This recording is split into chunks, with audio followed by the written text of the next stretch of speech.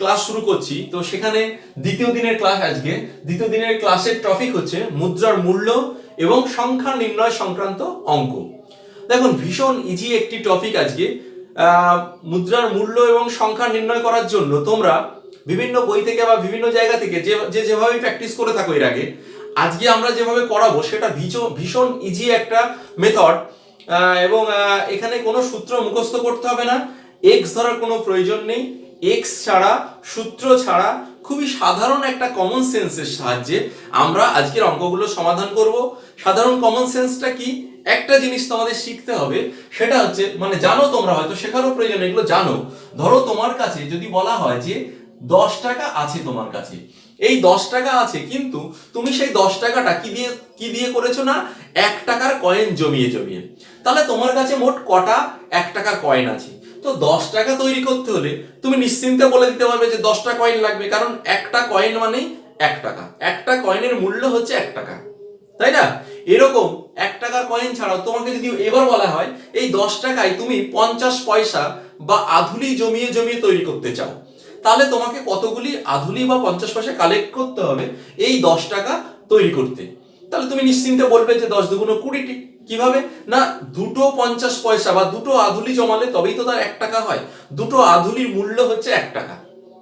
তাহলে 10 টাকা বানাতে হলে 10 দুগুণ 20টি, অর্থাৎ এই যে মূল্য 10 টাকাকে আমি 50 পয়সার কয়েন কতগুলো লাগবে, 10 গুণ 2 20টি। আবার তোমাকে যদি এরকম বলা হয় এই 10 টাকায় তুমি 25 পয়সা জমিয়ে জমিয়ে এই 10 টাকা তৈরি করতে চাও, তাহলে কতগুলো 25 পয়সা লাগবে? তখন তুমি কি বলবে না, 40টি 25 পয়সা বা সিকি, 25 পয়সাকে সিকি বলা হয়।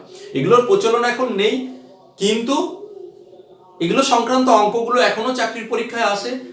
তো কি লাগবে না, 10 টাকা তৈরি করতে 25 পয়সার কয়েনগুলো কত, 25 পয়সার কয়েন কতগুলো লাগবে, বা 25 পয়সার মুদ্রা কতগুলো লাগবে? 40টি, কারণ 4টে 25 পয়সা মানে 1 টাকা। 4টে 25 পয়সাতে যদি 1 টাকা হয়, তাহলে 10 টাকা বানাতে হলে 4×10 = 40টি। তাহলে এই যে 10 টাকা মূল্য 10 টাকা, কিন্তু 25 পয়সার সংখ্যা কত, 4×10 = 40টি, তাই না?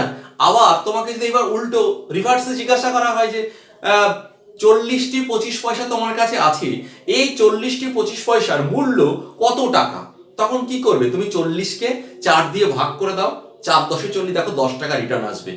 তার মানে কি, যখন সংখ্যা দেওয়া থাকবে সেখান থেকে টাকায় ফেরত আসতে হলে ভাগ করতে হয়। একইভাবে তোমাকে যদি 20টি 50 পয়সা বা আধুলি আছে, 20টি 50 পয়সা বা আধুলি মানে কত টাকা, 20টি 50 পয়সা বা আধুলির মূল্য কত, তাহলে তুমি কি করবে? সেই 20টি 50 পয়সাকে তুমি 2 দিয়ে ভাগ করে দাও, দেখো 10 টাকা ফেরত আসবে, কারণ দুটো 50 পয়সা বা দুটো আধুলিতে 1 টাকা হয়।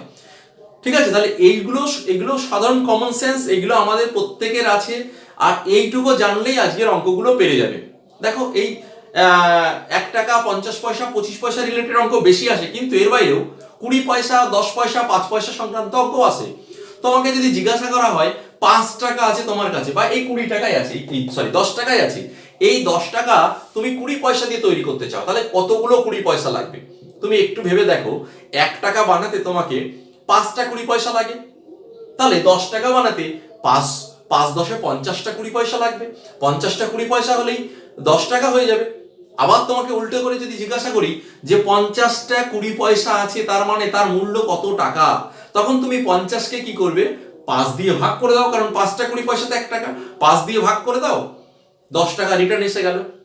তাহলে এইটুকু আশা করছি সবাই বুঝে গেছো। এইটুকু পারলেই আজকের অঙ্ক হয়ে যাবে। একটা অঙ্ক এর বাইরে আটকাবে না, এর বাইরে কিছু জটিল ক্যালকুলেশন প্রয়োজন হবে না, কোনো সূত্র লাগবে না।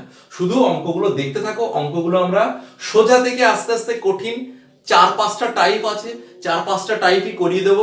তো আজকের প্রথম অঙ্ক কি না, দেখো কি বলা হয়েছে, একটি ব্যাগে 1 টাকা 50 পয়সা ও 25 পয়সার মুদ্রার সংখ্যার অনুপাত 2:3:5 হলে তাদের মূল্যের অনুপাত কত? কি দেওয়া আছে, 1 টাকা 50 পয়সা 25 পয়সার মুদ্রার সংখ্যার অনুপাত দেওয়া আছে, আমাকে মূল্যের অনুপাত বের করতে হবে।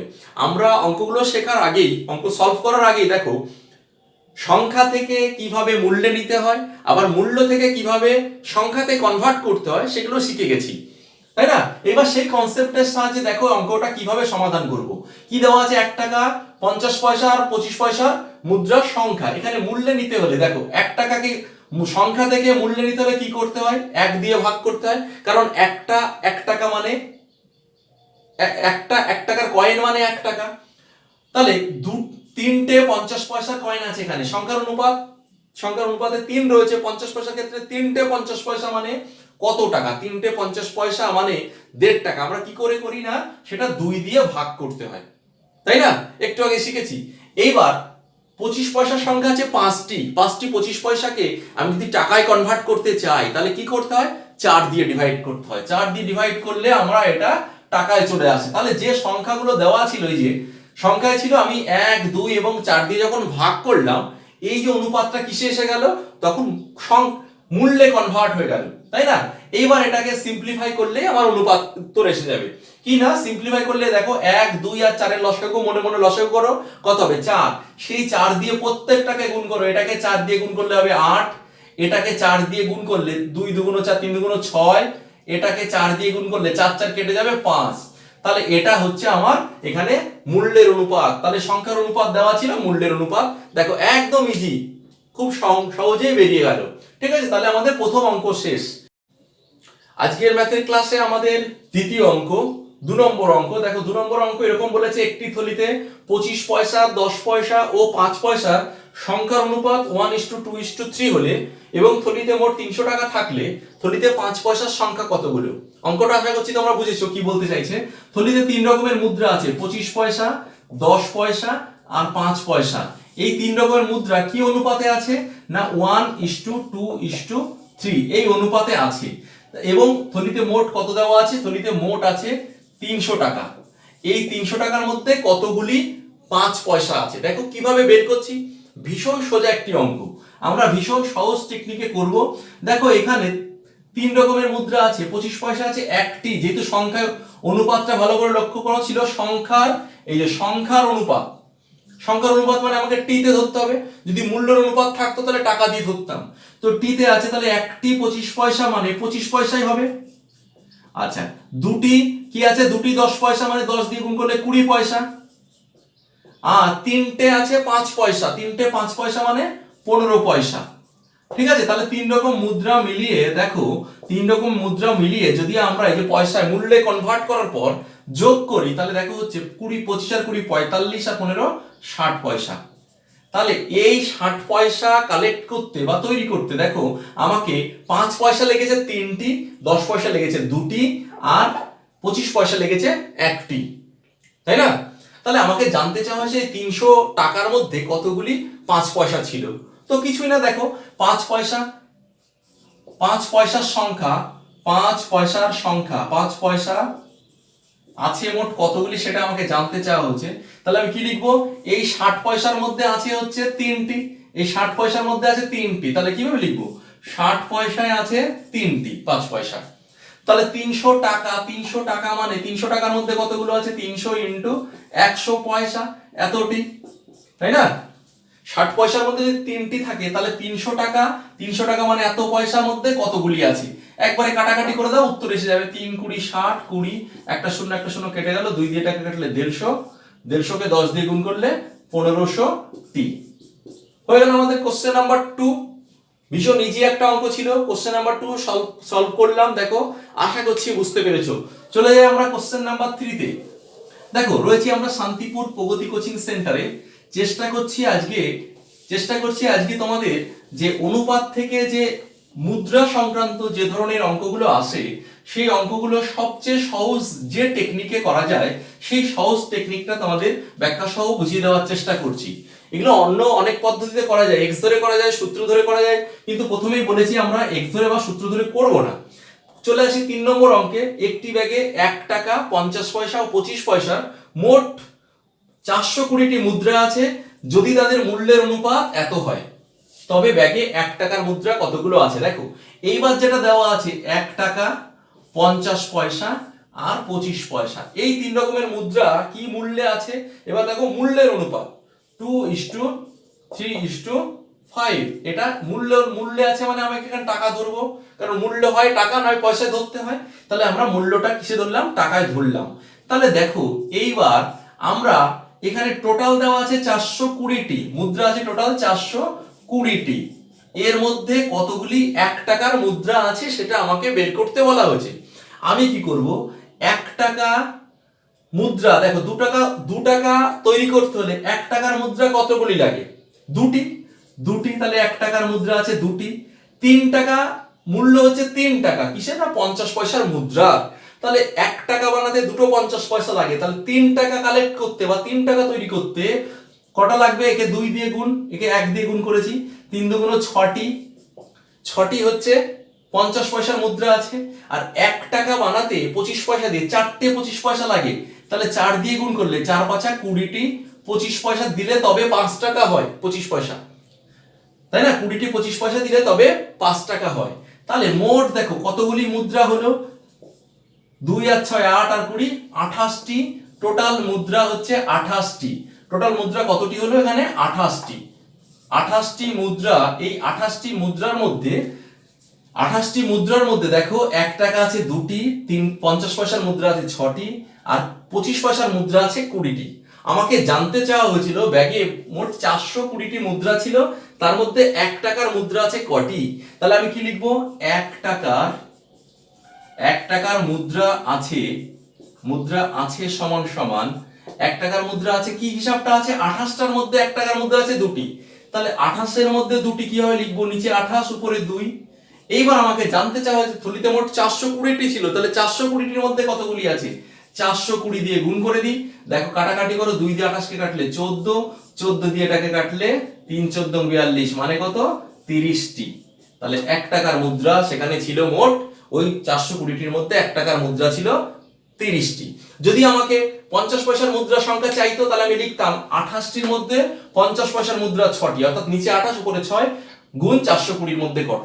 এইভাবে আমরা 25 পয়সার সংখ্যাটিও বের করতে পারতাম। 28 এর মধ্যে ছিল 20টি, তাহলে 420 মধ্যে কত। তাহলে ভীষণ ইজি, এগুলো চেষ্টা করলে খুব ফাস্ট করে আসা যায়, এমন কিছু কঠিন ব্যাপার নয়। অঙ্কগুলো কোনো সূত্র নেই, কিচ্ছু নেই, দেখো সহজ কনসেপ্টের সাহায্যে অঙ্কগুলো হয়ে যাচ্ছে। তো আমাদের 3 নম্বর অঙ্ক শেষ হলো। এবার 4 নম্বর একই ধরনের একটা অঙ্ক। দেখো 1 টাকা বাক্সে 1 টাকা, আধুলি ও সিকি মিলিয়ে মোট 378টি মুদ্রা আছে। যদি তাদের মূল্যের অনুপাত এত হয়, সিকি কতগুলি? আধুলি মানে 50 পয়সা, সিকি মানে 25 পয়সা। আগে এগুলোর প্রচলন ছিল, এখন নেই। তাহলে কি অনুপাতে আছে? 13:11:7। 13:11:7। এই 1 টাকা, আধুলি আর সিকি মানে 25 পয়সা। এটা কিসে আছে? মূল্য, তার মানে এটাকে আমরা টাকায় ধরবো। টাকায় ধরলাম। তাহলে 13 টাকা বানাতে 1 টাকার মুদ্রা কতগুলি লাগবে? 13টি।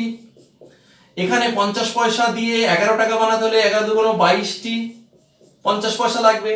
আর 4টে 25 পয়সা 1 টাকা হয়, তাহলে 7 টাকা বানাতে 4 7 28টি 25 পয়সা লাগবে। তাহলে টোটাল কতটি লাগলো? কতটি হলো দেখো, 8 আর 2 10 আর 3 13, 3 হাতে 1, 3 2 5 আর 1 6, 63টি মুদ্রা আছে, যার মধ্যে 1 টাকা আছে 13টি, 50 পয়সা আছে 22টি, আর 25 পয়সা আছে বা সিকি আছে 28টি। এবার আমাকে থলিতে মোট কতগুলি মুদ্রা ছিল দেখো। 4 নম্বর অঙ্ক, থলিতে মোট 378টি মুদ্রা ছিল, তার মধ্যে সিকি আছে কতগুলি? সিকির সংখ্যা, তাহলে লিখতে হবে সিকি মানে কি? 25 পয়সা। 25 পয়সা আছে মোট কতগুলি? আমরা দেখেছি এখানে 63টির মধ্যে আছে 28টি। 63টির মধ্যে যদি 28টি থাকে, তাহলে 378টি মুদ্রা ছিল এখানে। 378টির মধ্যে কি হবে? 378 দিয়ে গুণ হবে। তাহলে 14 দিয়ে কাটাকাটি, কত দিয়ে কাটাকাটি যাবে? 7 দিয়ে। 4 7 28, 7 9 63, 9 দিয়ে কাটলে 4 9 36, আগে 1 42। তাহলে 42 কে 4 দিয়ে গুণ করলে 8, 4 4 16, 168টি। তাহলে সিকি আছে 168টি। তার মানে 4 নম্বর কোশ্চেনের উত্তর আমাদের 168টি। বোঝা গেল? খুব সোজা। এখানে কোথাও কি সূত্র প্রয়োগ করেছি, কোথাও এক্স ধরেছি? ধরিনি। সহজ কনসেপ্ট, যেটা প্রথম দিকে শিখিয়ে নিয়েছিলাম কনসেপ্টটি। ঠিক আছে? তাহলে এইভাবে আমরা 4 নম্বর অঙ্ক শেষ করলাম। চলে আসি আমরা এবার কোশ্চেন নাম্বার 5। একটু ভিন্ন ধরনের অঙ্ক দেখতে পাচ্ছি। কোশ্চেন নাম্বার 5 দেখো, একটু ভিন্ন ধরনের, এই ধরনের নয়। এক ব্যক্তি ব্যাংকে গিয়ে 600 টাকা ভাঙিয়েছেন। কিভাবে? তিনি 10 টাকা ও 5 টাকার নোট মিলিয়ে ওই 600 টাকা ভাঙিয়ে মোট 72টি নোট পেয়েছেন। তাহলে এবার কি হিসাব বলছে, 10 টাকার কিছু নোট আছে RS10 আর ₹5, এই দুই প্রকার 10 মিলিয়ে নোট মিলিয়ে মোট 72টি নোট পেয়েছে। 72টি নোট তার কাছে আছে, উনি পেয়েছেন। কত টাকা ভাঙিয়ে? টোটাল ভ্যালু হচ্ছে 600 টাকা। 600 টাকা ভাঙিয়ে এই 10 টাকার নোট কিছু পেয়েছে, 5 টাকার নোট পেয়েছে, মোট নোটের সংখ্যা হচ্ছে 72টি। এখানে আমাকে জানতে চাওয়া হয়েছে তিনি কতগুলি 5 টাকার নোট পেয়েছিলেন, কতগুলি 5 টাকার নোট পেয়েছিলেন। তাহলে কি করে বের করবো? দেখো, আমরা এই 72টি নোটকেই যদি এটা অ্যালিগেশনে করা যায়, অ্যালিগেশনে না করে আমি দেখো মুখে মুখে যেভাবে করছি, এটা মনে হয় তোমাদের সবচেয়ে সোজা প্রসেস। তোমরা সেই খরগোশ আর পায়রার পায়ের সংখ্যা, মাথার সংখ্যা নির্ণয়ের অঙ্ক করেছিলে, সেই প্রসেসটা এখানে অ্যাপ্লাই করো, দেখো ভীষণ ইজি হবে এটা। যদি এই 72টি নোটই 10 টাকার হতো, 72টা নোটের মধ্যে কিছু 5 টাকা আছে, কি 10 টাকা আছে, আমরা জোর করে ধরে নিলাম 72টা যদি 10 টাকার নোট হতো, তাহলে টোটাল হতো এত টাকা, 720 টাকা পাওয়ার কথা ছিল। 72টা নোটই যদি 10 টাকার নোট হয়ে যেত, তাহলে তিনি হতো কত, 720 টাকা। কিন্তু তিনি তো ভাঙিয়েছেন 600 টাকা, 600 টাকা ভাঙিয়ে তো 720 টাকা হয় না। তাহলে 600 টাকা ভাঙিয়েছেন, কিন্তু জোর করে যদি আমি সবই 10 টাকার নোট ধরতাম, তাহলে আমার বেশি হয়ে যাচ্ছে 120 টাকা। এই 120 টাকা কেন বেশি হচ্ছে? কারণ এই 72টি নোটের মধ্যে সবগুলি 10 টাকার নোট ছিল না, কিছু 5 টাকার নোট ছিল, যেগুলোকে আমি জোর করে এখানে 10 টাকার নোট ধরেছি। তাহলে কতগুলো নোট আছে যেগুলোকে আমি 10 টাকা ধরেছি, কিন্তু সেগুলো অরিজিনালি 5 টাকা ছিল, যার জন্য আমার 120 টাকা এখানে হিসাবে বেশি এসে যাচ্ছে, তাই না? তাহলে 120 টাকা বেশি আসতে হলে, বেশি আসার জন্য কতগুলো 5 টাকা লাগবে? তাহলে 120/5 মানে কত, 5 24 120, তাহলে 24টি। তাহলে 24টি নোটকে আমি ভুল করে 10 টাকা ধরেছিলাম, সেগুলো আসলে 5 টাকা করেছিল। তার জন্য আমাকে 10 টাকা ধর, প্রতিটা নোটে 5 টাকা করে বেশি ধরেছিলাম, 24টা নোটে 5 24 120 টাকা বেশি এসে গেছিল। তার মানে এই 24টা নোট ওখানে ছিল, 24টা নোট ছিল 5 টাকার নোট, এগুলি সব 5 টাকার নোট ছিল, যেটা আমাকে জানতে চাওয়া হয়েছে 5 নম্বর অঙ্কে, যে 5 টাকার নোট কতগুলি ছিল, 24টা। তাহলে 24টা যদি 5 টাকার নোট হয়, তাহলে 72টার মধ্যে 24টা 5 টাকার নোট, এগুলি সব 5 টাকার নোট। আর বাদ বাকি 48টি ছিল 10 টাকার নোট। তাহলে দেখো 4 10 10 দিয়ে 48 কে গুণ করলে 480, আর 24 কে 5 দিয়ে গুণ করলে 120, 480 আর 120 যোগ করো, দেখো এই 600 টোটাল হয়ে যাচ্ছে। ঠিক আছে, তাহলে নোটের সংখ্যা আমার এখানে 24টি 5 টাকা, 48টি 10 টাকার নোট। এইভাবে আমরা 5 টাকা ধরে করলাম, তো টোটালটাকে আমি 10 টাকা ধরেও করতে পারতাম। 72টা নোটকে 10 টাকা ধরে করেছি, 10 টাকা ধরেছি, যদি 5 টাকা করে ধরতাম, 5 2 10 0 360, মানে যদি আমি সবগুলো নোটকেই 5 টাকা ধরতাম, তাহলে আমার হতো 360 টাকা, কিন্তু আমি ভাঙিয়েছি 600 টাকা। তার মানে আমার এবার শর্ট পড়ে যাচ্ছে কত, এই 600 থেকে 360 বাদ দাও, তাহলে 240। এই 240 টাকা কেন কম হচ্ছে? কারণ সবগুলো নোটকে আমি 5 টাকা ধরেছি, কিন্তু ওর মধ্যে কিছু 10 টাকাও ছিল, অর্থাৎ 5 টাকা করে কম ধরে ফেলেছি। 10 টাকার নোটগুলোকে 5 টাকা করে কম ধরে ফেলেছি। তাহলে কতগুলো নোটকে 5 টাকা করে কম ধরেছি? 5 দিয়ে ভাগ করে দাও, 4 5 20, 5 8 40, 48টি নোটকে, যেগুলো 10 টাকা ছিল, কিন্তু আমি ভুল করে সেগুলোকে 5 টাকা ধরেছি, এই জন্য আমার ওই 240 টাকা শর্ট পড়েছে। তার মানে 48টি আমার এখানে 10 টাকার নোট ছিল, তাহলে বাকি 24টি 5 টাকার নোট ছিল। এইভাবে এই টাইপের অঙ্কগুলোকে আমরা কিন্তু সেই খরগোশ আর পায়রার মাথা সংখ্যা নির্ণয়ের টাইপের অঙ্কর মতো এই প্রসেসে করতে পারি। এটা ভীষণ ইজি হয়, নালে এক্স ধরে হয়, নালে এলিগেশনে হয়, সেটা অনেক জায়গায় তোমরা নিজেরাও করতে পারবে, করে দেখো হবে। কিন্তু আমার মনে হয় সবচেয়ে ইজি প্রসেস এটা, মুখে মুখে করা যায়। তাহলে এই ধরনের অঙ্ক তোমরা আরো পেতে হলে নিয়মিত জিকে দেশা ইউটিউব চ্যানেলটিকে সাবস্ক্রাইব করে রাখো। আমরা চেষ্টা করছি প্রত্যেকটা চ্যাপ্টারের টপিক ধরে ধরে এরকম সবচেয়ে সোজা মেথডে সলভ করে এখানে আপলোড করার চেষ্টা করছি। তোমরা দেখতে থাকো।